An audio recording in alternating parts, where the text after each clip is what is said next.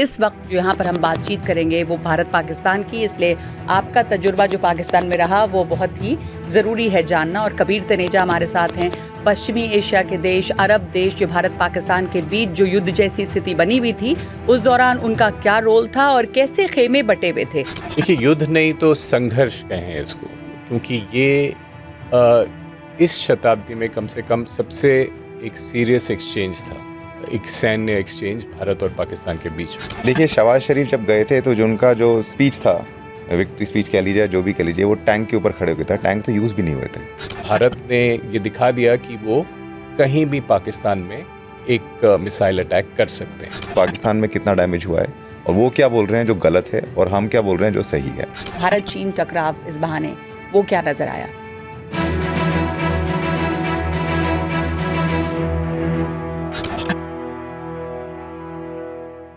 नमस्कार, आप देख रहे हैं गोलमेज, मैं हूं नकमा और मेरे साथ आज इस एपिसोड में मौजूद हैं अजय बिसारिया, जो हमारे पाकिस्तान में हमारे हाई कमिश्नर रहे हैं और उसके पहले कई देशों में हमारे राजदूत रहे। लेकिन इस वक्त जो यहाँ पर हम बातचीत करेंगे वो भारत पाकिस्तान की, इसलिए आपका तजुर्बा जो पाकिस्तान में रहा वो बहुत ही ज़रूरी है जानना। और कबीर तनेजा हमारे साथ हैं, पश्चिमी एशिया के देश, अरब देश, जो भारत पाकिस्तान के बीच जो युद्ध जैसी स्थिति बनी हुई थी उस दौरान उनका क्या रोल था और कैसे खेमे बटे हुए थे, ये भी हम समझना चाहेंगे। भारत की का पोजीशन जो है वो कहाँ था। तो मैं आपसे शुरू करूँ बिसारिया साहब कि भारत पाकिस्तान में जो ये युद्ध जैसी स्थिति थी, युद्ध तो नहीं कहें अभी भी, जो टकराव था उसमें दोनों तरफ से ये रहा कि हम जीते या वो जीते, लेकिन उसको छोड़कर हम आगे अगर बढ़े तो बयानिया किस तरह से बदला और क्या हम कामयाब हो पाए ये बताने में कि पाकिस्तान से आतंकवाद की जड़ वही है और कैसे फैल रहा है। देखिए, युद्ध नहीं तो संघर्ष कहें इसको, क्योंकि ये इस शताब्दी में कम से कम सबसे एक सीरियस एक्सचेंज था, एक सैन्य एक्सचेंज भारत और पाकिस्तान के बीच में। तो अब तो साफ़ हो गया है, जो इसकी मिट्टी साफ़ हुई और धूल साफ़ हुई, उसके बाद साफ़ है कि ये भारत की एक बहुत बड़ी सैन्य विजय थी जी। और ख़ासकर क्योंकि ये इस युद्ध को समझना थोड़ा मुश्किल था, क्योंकि ये एक अद्भुत युद्ध था जहाँ कोई भी हवाई जहाज़ दूसरी तरफ नहीं गया और जहाँ कोई भी सैनिक सीमा पार करके नहीं है। और ये नई टेक्नोलॉजी डोमेन में एक युद्ध चल रहा था, मिसाइल्स, ड्रोन्स और लॉइटरिंग म्यूनिशन के डोमेन में चल रहा था। मगर अब साफ़ हो गया है, शुरू में पाकिस्तान की तरफ से बहुत सी डिसइंफॉर्मेशन आई और ये पाकिस्तान की पुरानी आदत है। इसे कई लोग फर्स्ट टू लाई कहते हैं कि आप सबसे पहले अपना झूठ या अपनी विजय का एक भ्रम फैलाने की कोशिश करें, जो लोग मानना शुरू हो जाएं और शायद लोगों को बाद में पता ना चले।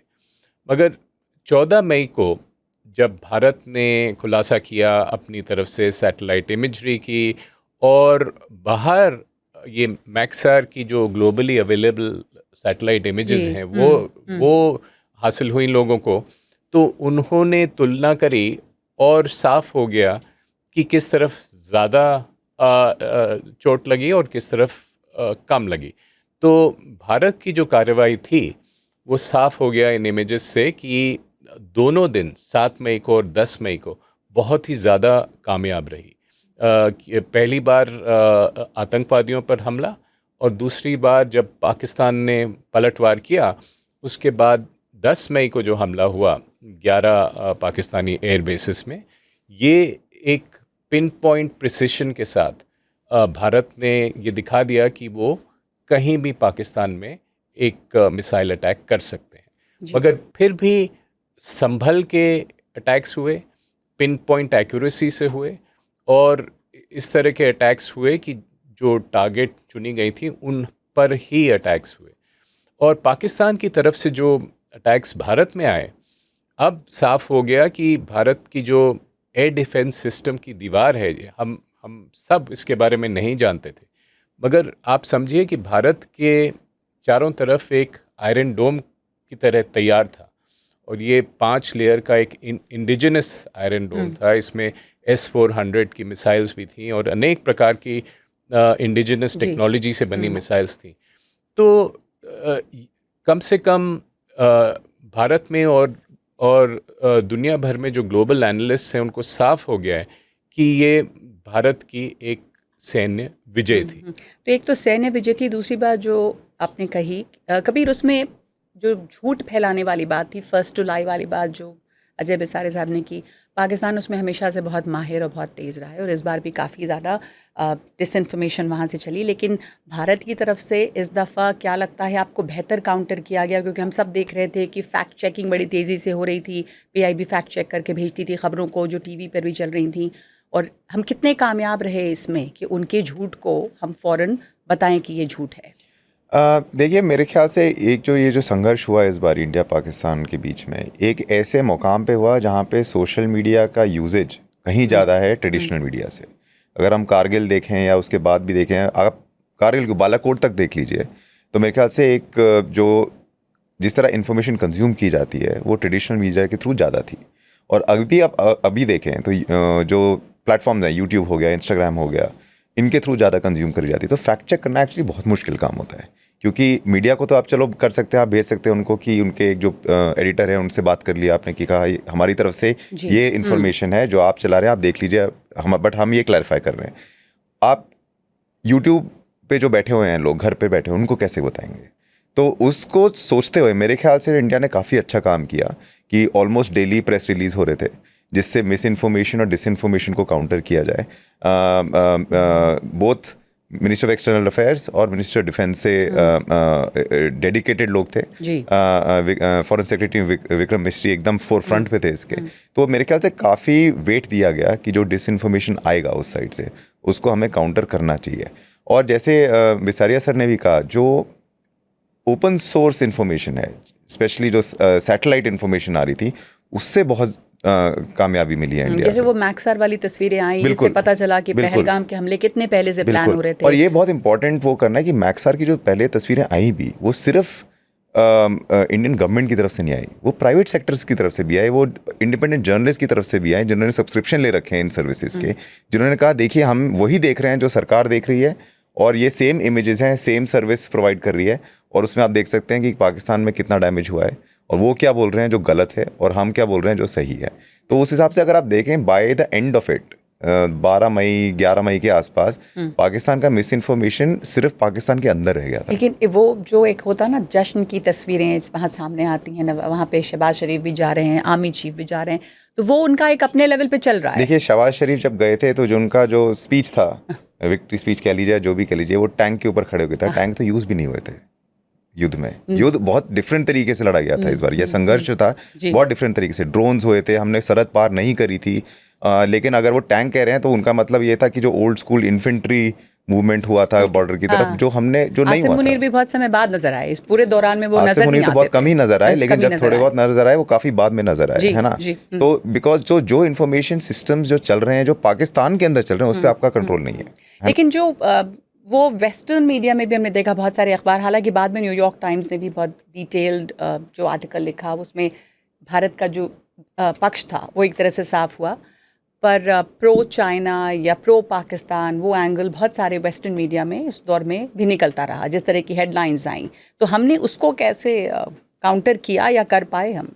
देखिए, पाकिस्तान की सेना का तो समझ में आता है, उनका एक पुरानी उनकी प्रणाली चली आ रही है कि हर युद्ध के बाद आप अपने लोगों को बताएं कि आपकी विजय हुई, चाहे 1971 हो जब आपके 2 भाग हो गए हों, या 1965 हो, आप कहें कि भारत ने हम पे हमला किया। तो ये एक पुरानी कहानी है और ये कुछ भिन्न नहीं थी। अब पिछली बार बालाकोट के समय भी हमने ये देखा कि इसी प्रकार की एक प्रोसेस चली, मगर इस बार मैं कहूँगा भारत का स्ट्रेटेजिक कम्युनिकेशन जो था एक नए स्तर पे था। पिछली बार जब 2019 में बालाकोट हुआ तो हमने कई घंटे तक सोशल मीडिया के दौर में कोई स्टेटमेंट नहीं दिया था, और हमारे फॉरेन सेक्रेटरी का स्टेटमेंट तब आया था करीब 11:30 बजे। इसी प्रकार 3 बजे कार्रवाई हुई थी। और इस बार 1:44 पर एक PIB का स्टेटमेंट आता है 4 लाइन का। वो कहता है हमने क्या किया, टेररिस्ट कैंप्स पे हमने हमला किया, और ये भी कहता है कि ये these are measured non escalatory in nature, जो हमने करना था वो हमने कर दिया, कार्रवाई ख़त्म।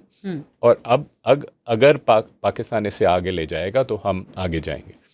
दूसरा आपने सवाल किया कि बाहर और मीडिया में क्या आया, काफ़ी डिसइंफॉर्मेशन शुरू में, और ये स्वाभाविक है जब फॉग ऑफ वॉर है, अभी डस्ट नहीं सेटल हुआ, उस समय कई तरह की के बयानिए बनाए जा रहे थे, मैन्युफैक्चर किए जाए थे, वो जो पेश कर रहे थे। एक आपको व्हाट्सएप फॉरवर्ड आया होगा या हर जगह जा रहा था, वो एक टेलीग्राफ की स्टोरी थी कि यूके की टेलीग्राफ की। उसमें ये दिखाया जा रहा था कि वो कहता है कि चीन की जो वहाँ पे सिस्टम चले, डिफेंस सिस्टम, उनकी वजह से भारत को बहुत नुकसान हुआ। और ये बाद में पता चला कम्प्लीटली एक फेक था, क्योंकि क्या किया था उन्होंने, वो टेलीग्राफ स्टोरी एक पे वॉल के पीछे थी, तो एक उन्होंने नकली उसकी समरी बना दी और चैट जीपीटी को इस्तेमाल करके, और उसमें कहा गया कि भारत को बहुत हानि हुई, और किसी ने नहीं जाके ओरिजिनल स्टोरी पढ़ी होगी। जब कुछ फैक्ट चेकिंग शुरू हुई तब पता चला। तो भारत की मेरे ख्याल से अप्रोच ये थी कि एक बार ये युद्ध समाप्त हो जाए तब हम अपने फैक्ट्स लेके आएंगे, जो डीजीएमओस की 2 प्रेस कॉन्फ्रेंस हुई, और इससे अब वैश्विक बयानिया जो है वो भी बदल रहा है, धीरे धीरे बदल रहा है, और एडवांटेज ऑफ द फर्स्ट लाई पाकिस्तान की तरफ रहेगा, मगर आपका काम है कि उसको आप दोबारा से अपनी बात रखें। जो वैश्विक बयान है कि आपने बात की, तो उसमें एक शुरुआत भारत और पाकिस्तान को फिर एक साथ रखने की है, जैसे अंग्रेजी में हाइफनेट करने की बात करते हैं, हो सकता है वो ना हुआ हो, लेकिन आम लोगों के जहन में ये जाता है क्योंकि प्रेसिडेंट ट्रंप ने ही इसकी शुरुआत कर दी, ये बोलते हुए कि कैसे कारोबार का एक तरह से डर दिखाकर आपने भारत पाकिस्तान के बीच में युद्ध रुकवाया, और ये अमेरिका की वजह से हुआ, जबकि भारत की तरफ से हम बार बार कहते रहे कि ये द्विपक्षीय बातचीत है, और पाकिस्तान ने इसकी शुरुआत की क्योंकि पाकिस्तान को नुकसान हो रहा था, वहाँ से फ़ोन आया पहले। पर डोनाल्ड ट्रंप का ये बयान देना, बताना कि कैसे अमेरिका ने इसमें एक तरह से चौधराहट की, वो उससे भी तो एक नैरेटिव जाता है या एक नुकसान तो होता ही है। बिल्कुल, जो पब्लिक नैरेटिव है उसमें ज़रूर नुकसान होता है। जो डोनाल्ड ट्रंप की आदत दुनिया भर में लोग जानते हैं, थोड़े बढ़ा चढ़ा के कहने की है, और उन्होंने 2-3 बातें एक साथ करी। उन्होंने एक ये कहा कि एप्पल को कहेंगे कि इंडिया में ना बनाएं, उन्होंने ये कहा कि भारत 0 टैरिफ्स देने वाला है हर मुद्दे पे, मगर तो इस पे थोड़ी हानि ज़रूर होती है एक पब्लिक नैरेटिव में और पब्लिक अंडरस्टैंडिंग में। मगर पॉलिसी की तरफ जो लोग इस बात को समझते हैं, वो समझते हैं कि ये एक अलग डायनामिक है, कि एक अलग तरह का राष्ट्रपति है, और ये हमेशा अपने अमेरिका की बात ही नहीं, अपने एडमिनिस्ट्रेशन की बात भी नहीं एक्यूरेटली रख रहे हैं। तो उनकी जो बात है उसे हमें चेक करना चाहिए उनके एक्शन से। मतलब वो कहते कुछ है, करेंगे कुछ, या गंभीरता से नहीं ले सकते हम उनको? बिल्कुल, आपको गंभीरता से नहीं लेना चाहिए उनकी हर बात को, क्योंकि वो पलट के एक बिल्कुल उल्टी बात भी अगले दिन कह सकते हैं।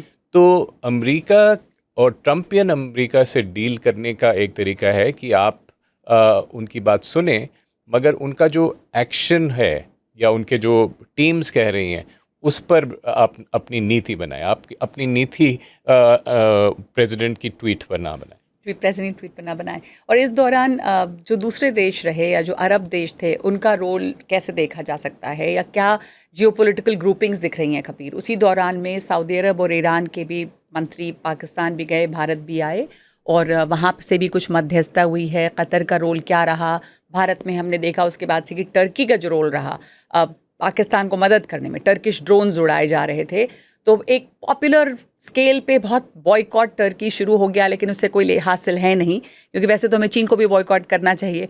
लेकिन अज़रबैजान और टर्की के ख़िलाफ़ जो यहाँ पर आवाज़ उठी, इस टर्की के साथ हमारे रिश्ते कैसे रहे, तो उस ख़ित्ते को कैसे समझें, इस युद्ध के दौरान वहाँ क्या बदला है? देखिए, काफ़ी इंटरेस्टिंग था कि ईरान और सऊदी के दोनों मिनिस्टर इन्हीं 4 दिन के बीच में जब युद्ध चल रहा था वो दिल्ली आए। तो चाहे अब हम डिस्कस कर सकते हैं इनका रोल क्या था, कुछ मैसेज लेके गए, नहीं गए, मीडिएशन तो इंडियन सरकार ने कह दिया ऐसा कुछ भी नहीं था, लेकिन कि वो आए दिल्ली इस दौरान में और फिर इस्लामाबाद भी गए, ये एक नोटेबल चीज़ है ना। आपको क्या डायनामिक क्या था वो जानना मुश्किल है। लेकिन एक चीज़ ज़रूर है कि जो ईरान का एटलीस्ट विजिट था वो ऑलरेडी प्री प्लान था, तो बस कैंसिल नहीं हुआ। तो इंडिया ने भी एक अपॉर्चुनिटी देखी कि ईरान आ रहा है, वो भी आके हमारी बात सुने पाकिस्तान के बारे में, क्योंकि आपको याद रखना पड़ेगा 2024 के स्टार्टिंग में ईरान और पाकिस्तान के बीच में भी ऐसा ही एक संघर्ष हुआ था जहाँ पे एक दूसरे के अगेंस्ट उन्होंने मिसाइल फायर की थी। तो एक वो भी कंटेस्टेड रिलेशनशिप है, तो इंडिया के इंटरेस्ट में है वो कि ईरान की भी इतनी नहीं बनती पाकिस्तान के साथ। हाँ, वो हमारी तरह उनसे भी डिप्लोमेटिक रिलेशंस रखते हैं क्योंकि रखना पड़ता है, आपके नेबर हैं, लेकिन वहाँ भी कंटेस्टेड रिलेशन है। तो ईरान हमारे लिए काफ़ी इंपॉर्टेंट कंट्री है, पाकिस्तान और अफगानिस्तान और सेंट्रल एशिया को लेके। सऊदी अरेबिया मेरे लिए ज़्यादा इंटरेस्टिंग था थोड़ा, बिकॉज प्राइम मिनिस्टर मोदी भी सऊदी अरेबिया में थे जब ये हुआ, उनको कट शॉर्ट करके आना पड़ा। तो मेरे ख्याल से कहीं पे उनको भी लगा होगा कि एक अच्छा मौका है इंडिया को जाके सपोर्ट दिखाना थोड़ा, कि इतना बड़ा हादसा हो गया है। लेकिन सऊदी अरेबिया की दो खासियतें हैं। एक कि उनका रिलेशनशिप पाकिस्तान के साथ काफ़ी मजबूत है, और ये रिलेशनशिप जाता है 1984 की ट्रीटी पे, जो एक मिलिट्री ट्रीटी है कि अराउंड 15 से 20 हज़ार पाकिस्तानी ट्रूप्स एनुअली वहाँ ट्रेनिंग करते हैं, सिक्योरिटी भी कभी कभी प्रोवाइड करते हैं। और ये भी एक काफ़ी कंटेस्टेड रिलेशनशिप हो गया रिसेंटली। पाकिस्तान ने मना कर दिया था सऊदी अरेबिया का जो संघर्ष था यमन के अगेंस्ट, उसमें ज्वाइन करने से। तो लेकिन एक काफ़ी क्लोजनेस है दोनों के बीच है मिलिट्री उस पर। तो एक वो भी आप प्रेशर पॉइंट देख सकते हैं कि एक अगर कोई ऐसे मैसेजेस एक्सचेंज हुए तो सऊदी अरेबिया के पास वो है कि वो डायरेक्टली आसिफ मुनीर से बात कर सकते हैं। और सऊदी अरेबिया वहाँ मदद भी बहुत देता रहा पाकिस्तान में। हाँ, तो उसमें बस तो उस पर आ रहा हूँ। तो ऑलरेडी वो 3-4 बिलियन डॉलर डाल चुके हैं, है ना, और वो एक्सटेंशंस भी दे चुके हैं पाकिस्तान को, क्योंकि पाकिस्तान वो लोन्स वापस नहीं कर पाए। तो ये डोनेशंस नहीं है, ये लोन्स विद कंडीशंस हैं, रिसाइकलिंग होती रहती है। लेकिन वो एक प्रेशर बना के रखते हैं पाकिस्तान पे कि आपको ये वापस करना है, ये मुफ्त का पैसा नहीं है। और ये ज़्यादातर MBS के अंडर स्टार्ट हुआ है, पहले मुफ्त के भी चले जाते थे पैसे। हाँ, ये MBS के अंडर हुआ है। तो एक और प्रेशर पॉइंट है ना। तो लेकिन आप सऊदी और ईरान को थोड़ा साइड में रखे टर्की पे जाएं। कतर ने ऐसा कुछ डायरेक्टली इन्वॉल्वमेंट नहीं दिखाया, उन्होंने एक स्टेटमेंट दे दिया था जहाँ पे उन्होंने कहा कि आप बात करिए, जो हर देश ने दे दिया था उसके बाद में। लेकिन टर्की का काफ़ी इंटरेस्टिंग मुझे इसलिए लगा क्योंकि एक ऐसा माहौल बन गया था कि टर्की का जो सपोर्ट है पाकिस्तान के लिए वो अभी शुरू हुआ है ना। टर्की का सपोर्ट पाकिस्तान के लिए बहुत टाइम से है जी। अजरबैजान का भी सपोर्ट पाकिस्तान के लिए बहुत टाइम से है। अजरबैजान का क्यों है? क्योंकि उनको टर्किश इन्वेस्टमेंट्स बहुत हैं अजरबैजान में।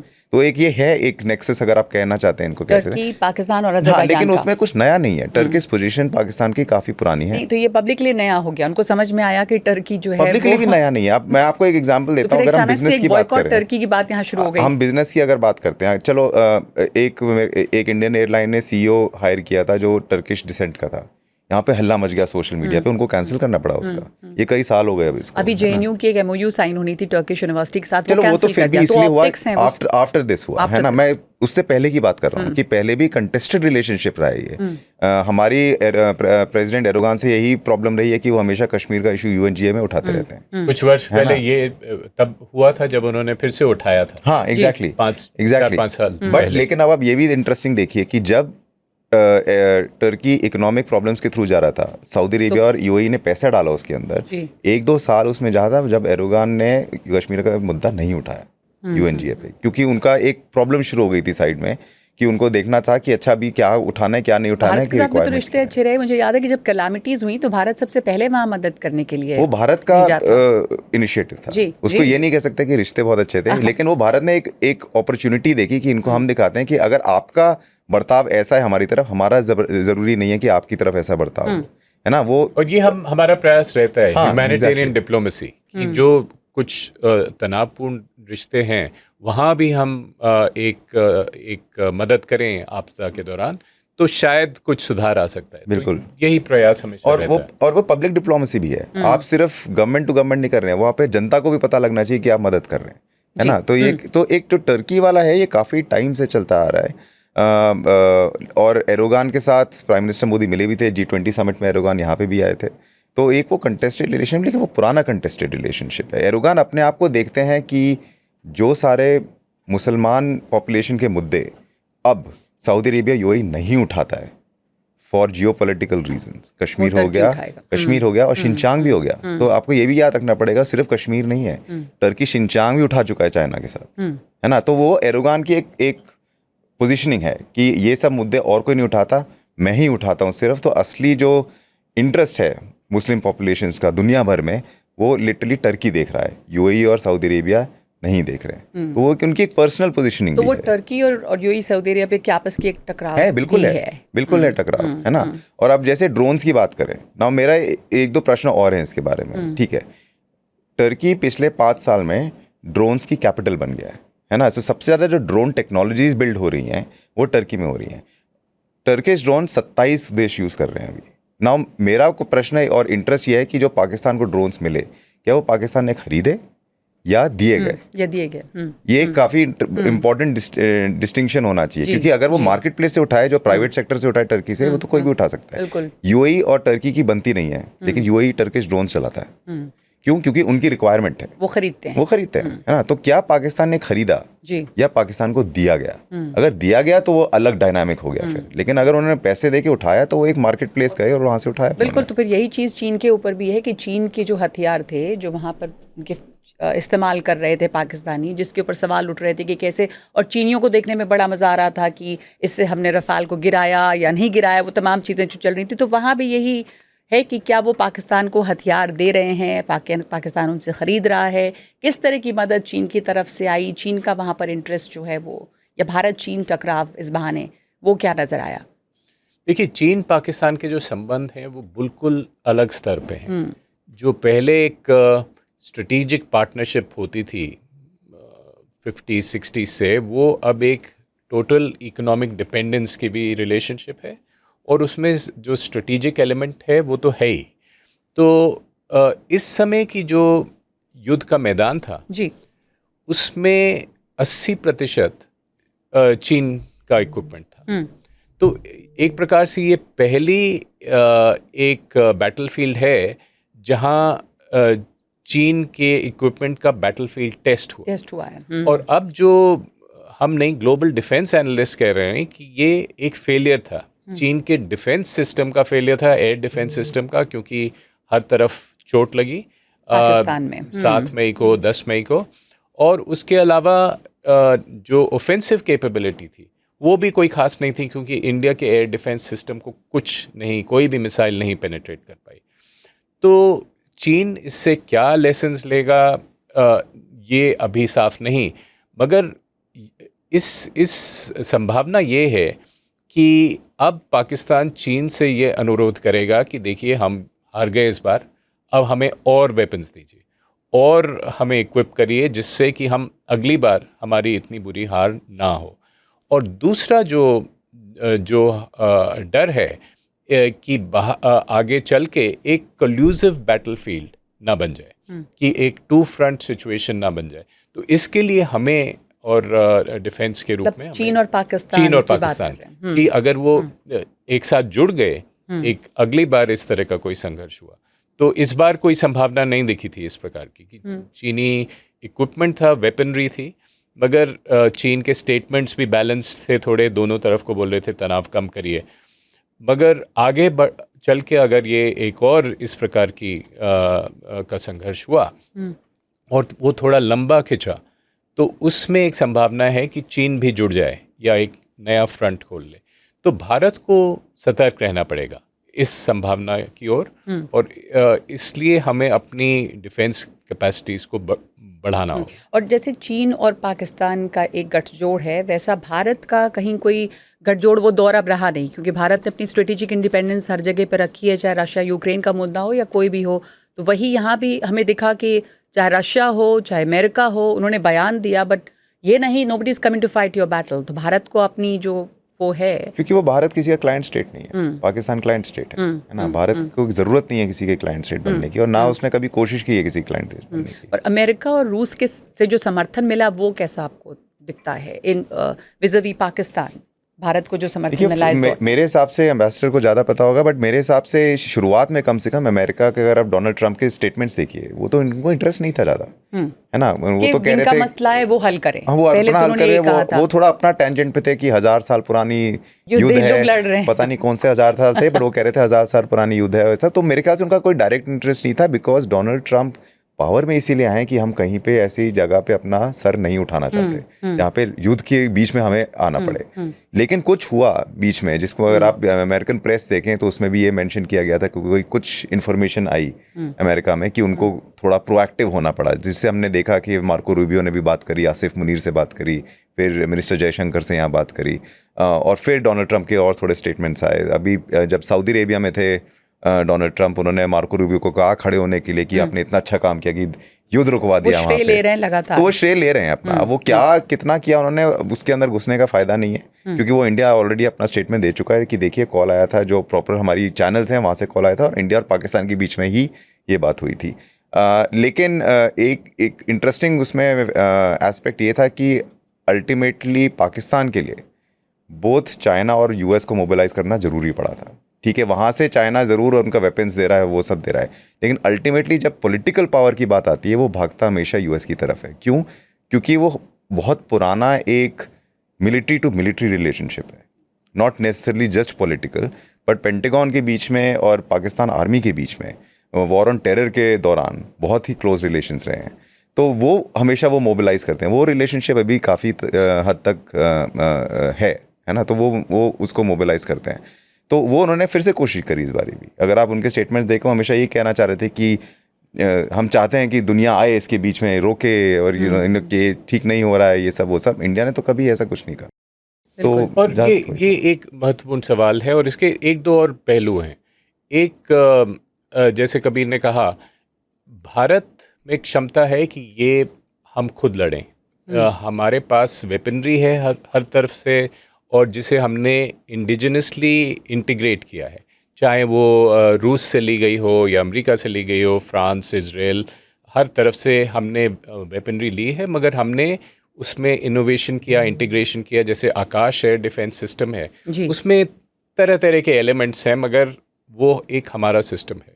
तो भारत के लिए एक स्ट्रेटेजिक स्तर पे साफ है कि ये युद्ध हमें खुद लड़ना है, कोई हमारी मदद के लिए नहीं आ रहा, और ये इस सहायता की हमें आवश्यकता भी नहीं जी। और क्योंकि हम इसको अपने बल पर जीत सकते हैं।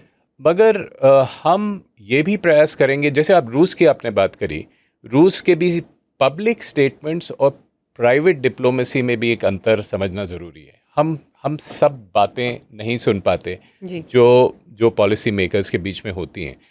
पहलगाम के अगले दिन से भारत ने अपना पक्ष रखना शुरू किया दुनिया के सामने, चाहे वो एम्बेसडर्स हों, चाहे वो फ़ोन कॉल्स हों, दुनिया भर में फ़ोन कॉल्स हुई, और सब तरफ से एक मैसेज आया कि ये शायद हमारे लिए जो पब्लिक डोमेन में है उससे साफ ना हो। ये था कि देखिए, आपके प्रति आतंकवाद हुआ, हम समझेंगे अगर आपको कार्रवाई करनी पड़े, मगर इस तरह से कार्रवाई करिए कि ये बहुत ज़्यादा एस्केलेट नहीं हुआ।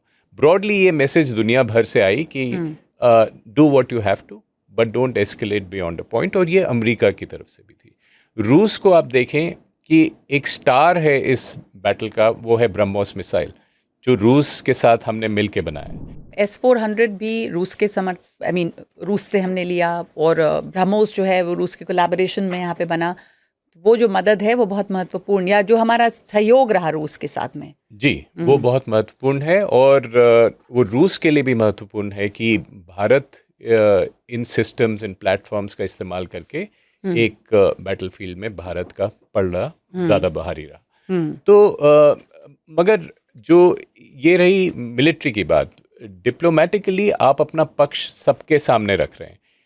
पब्लिकली हर कोई बोलेगा कि टेंशन कम करिए जी, मगर प्राइवेटली आपको क्या कहा जाएगा वो एक अलग कहानी है। आपको कहा जाएगा कि आप करें जो करना है। तो इसलिए मैं इस बात पे बहुत ज़्यादा जोर नहीं दूंगा। जो ट्रंप की ट्वीट्स आई, पब्लिक परसेप्शन उससे ख़राब हुआ, ये ठीक बात है, मगर जो यूएस की तरफ से जो सिग्नलिंग रही, मेरे ख्याल से वो वही रही जो पहले भी रह चुकी है कि आपको आतंकवाद के विरोध कड़ी कार्रवाई करनी चाहिए। आप करेंगे वो हम समझेंगे, मगर इसको सिचुएशन को नियंत्रण में लाई। ठीक है, तो एक आखिरी सवाल यही कि जो बयानिया था भारत का, जो नैरेटिव था, वो हमने दुनिया के सामने क्या रखा, मतलब क्या कामयाब हुए बताने में कि आतंकवाद के ख़िलाफ़ हमारी लड़ाई है, दुनिया ने हमारी पोजीशन को समझा और दुनिया हमारे साथ थी, या ये भी कि किस तरह से बदला ये जो नैरेटिव था, उसके बारे में भी थोड़ा जानना चाहेंगे कि हम कहाँ पे हैं इस वक्त बिल्कुल। In the world order. तो अब हमारा ये कहना है कि इस जो एपिसोड में हमने आतंकवाद के खिलाफ कड़ी कार्रवाई करी और इसके बाद एक नई डॉक्ट्रिन, एक नया आयाम उभर के आया है और वो है ज़ीरो टॉलरेंस टू टेरर, और हर आतंकवादी घटना को हम एक युद्ध मानकर आगे बढ़ेंगे। और अब ये हमारे लिए ज़रूरी हो गया है कि न केवल अपने आप को और पाकिस्तान को बट विश्व भर में हम इस बात को साफ करें कि ये एक नई डॉक्ट्रिन है, एक नई पोजीशन है, इसको आप समझें और आपके भी हित में है कि आप इस आतंकवाद को समझें, क्योंकि आपकी ओर भी आ सकता है और कहीं से भी आ सकता है। तो आतंकवाद के विरोध में एक नई ग्लोबल सर्वसम्मति बनाना आवश्यक है जी। और भारत करेगा जो करना है, मगर इसके साथ treating every act of terrorism as an act of war एक नई डॉक्ट्रिन है, वो भारत चाहेगा समझाना। और इसीलिए ये सर्वदलीय जो हमारे प्रतिनिधि मंडल जा रहे हैं, यही बात करेंगे। वो एक बहुत अच्छा कदम है जो ये सर्वदलीय प्रतिनिधि मंडल वहाँ पर जा रहा है और भारत के पक्ष को दुनिया के सामने रखने की कोशिश होगी। मेरे ख्याल से एक चीज़ जो ज़्यादा बात नहीं की जाती लेकिन जो बहुत सक्सेसफुल रही है इंडिया का, आप स्ट्राइक्स को साइड में रख दें अगर, लेकिन काफ़ी मेरे ख्याल से सीख मिली है इंडिया को जब उन्होंने सर्जिकल स्ट्राइक की थी 2016 में और 2019 में। इस बारी जब ऐसा इन्होंने आगे मतलब बढ़े कि हम ठीक है, हम क्रॉस बॉर्डर में जाके टेरर कैंप्स पे स्ट्राइक करेंगे, इस बार उनके पास फ़ोटोज़ थी, वीडियोज़ थे और प्रूफ था। क्योंकि पिछली बार अगर आप देखें बालाकोट का जो नैरेटिव था वो ये था कि अच्छा ठीक है, आप कह रहे हैं 100 लोग मर गए, 200 लोग मर गए, लेकिन कौन थे वो, हमने तो कुछ देखा नहीं। तो और ये काफ़ी सारा जो नैरेटिव था वो डोमेस्टिक पॉलिटिक्स को भी थोड़ा डिवाइड कर रहा था। पर दिस टाइम आप देखें क्योंकि सब कुछ एकदम परफेक्टली प्लान्ड था, मतलब उन्होंने काफ़ी सीखी 2019 के बाद कि इसको प्रेजेंट कैसे करना है। तो एक बहुत ही यूनाइटेड फ्रंट आया सारी पॉलिटिकल पार्टीज का, इसलिए ये मंडल जा रहा है ना। पिछली बार अगर आप याद करें तो थोड़ा डिफरेंसेस थे, बिल्कुल, है ना। तो इस बार क्योंकि हम प्रिपेयर्ड थे, हमारे पास ड्रोन्स थे विद कैमराज विद पिक्चर्स, पूरी प्रिपरेशन के साथ हमने प्रेजेंट किया दुनिया के सामने कि ऐसा हमने किया है, ये सैटेलाइट इमेजेस हैं, ये ड्रोन इमेजेस हैं, ये ड्रोन वीडियोस हैं, आप खुद देख लीजिए। और ऐसा नहीं है कि हमने सिविलियंस को टारगेट किया, वो हमने क्लैरिफाई कर दिया था, ना मिलिट्री इंस्टॉलेशंस ना सिविलियन टारगेट्स, हमने सिर्फ ये कहा था कि आप साइड हट जाएं, हम टेरर कैंप्स को स्ट्राइक कर रहे हैं। और इस बार की पुष्टि पाकिस्तान ने भी करी। शहबाज शरीफ ने कहा मुझे 2:30 बजे उठाया गया और कहा गया आर्मी चीफ ने कि देखिए इंडिया ने नूर खान एयरबेस में अटैक कर दिया जी। तो पुष्टि हर तरफ से हुई। तो इस बार पाकिस्तान का ये कहना मुमकिन नहीं कि आपने कुछ नहीं किया ही नहीं, हाँ वो मुमकिन नहीं था। और आपने सही कहा कि एक एकता दिखाई दी जब ये कोई डोमेस्टिक पॉलिटिक्स ऐसी नज़र नहीं आई, बल्कि बाद में जो चर्चा हुई वो ये कि भारत को पीछे हटना ही नहीं चाहिए था शायद भी, और कार्रवाई और सख्त करनी चाहिए थी। लेकिन इस बार भारत बेहतर तैयार था और एक एकता थी यहाँ पर, वो साफ नज़र आया है। और हम अपना संदेश भी देने में कामयाब रहे हैं दुनिया भर को कि आतंकवाद को हम नहीं सहेंगे और ज़ीरो टॉलरेंस की पॉलिसी है। भारत के बड़े प्लान्स हैं, पाकिस्तान उस प्लान में शामिल नहीं होना चाहिए। बिल्कुल भारत की तरफ से हमेशा कोशिश रही है, और ये भी कि भारत पाकिस्तान को हम एक साथ रख के, जैसा आपने कहा कि ये नज़रिया तो नहीं, दुनिया जानती है कि भारत का क्या मुकाम है और पाकिस्तान जो है वो अभी कहाँ पर है, क्योंकि भारत जो है वो आगे बढ़ रहा है। और सिर्फ उस टेरर के दलदल में या लोन्स के सहारे, जैसे IMF लोन की भी बहुत बात हुई इस बीच में, एक चीज़ जो मैं भूल गई थी बात करना, और लोगों को ये इसकी ऑप्टिक्स अच्छी नहीं लगी कि बीच में उसे वो लोन दे दिया गया इस युद्ध को आगे बढ़ाने के लिए। हाँ, पाकिस्तान को वो ऑप्टिक्स गलत थी, क्योंकि मेरे ख्याल से IMF को इंडिया की बात माननी चाहिए थी और इसे पोस्टपोन करना चाहिए था। तो युद्ध के बीच में ये अप्रूवल हुआ, मगर भारत ने अपना पक्ष रखा। भारत ने समझाया कि ये जो पैसा है ये इस्तेमाल हो सकता है गलत पर्पसेस के लिए, इसको आतंकवाद को बढ़ावा देने के लिए, और इस बात को लोग समझे भी थे। और अब आप देखें कि IMF में नई कंडीशंस तय करी हैं, और इसके अलावा काफ़ी दबाव था अमेरिका की ओर से पाकिस्तान पे कि वो डीएस्केलेट करे, नहीं तो ये IMF की लोन्स भी बंद हो जाएंगे। तो अब पाकिस्तान को एक और तरह का दबाव पड़ता है कि आप यदि आतंकवादी गतिविधियां और करें तो आपका IMF लोन भी बंद हो सकता है। तो सैन्य कामयाबी तो मिली ही, लेकिन जो एक अपना नज़रिया होता है भारत का, उसको भी हम दुनिया को बताने में काफ़ी हद तक सफल रहे हैं। बिल्कुल। चलिए, बहुत शुक्रिया आप दोनों का हमारे साथ जुड़ने के लिए इस एपिसोड पे। अभी इतना ही वक्त है, बहुत बहुत धन्यवाद।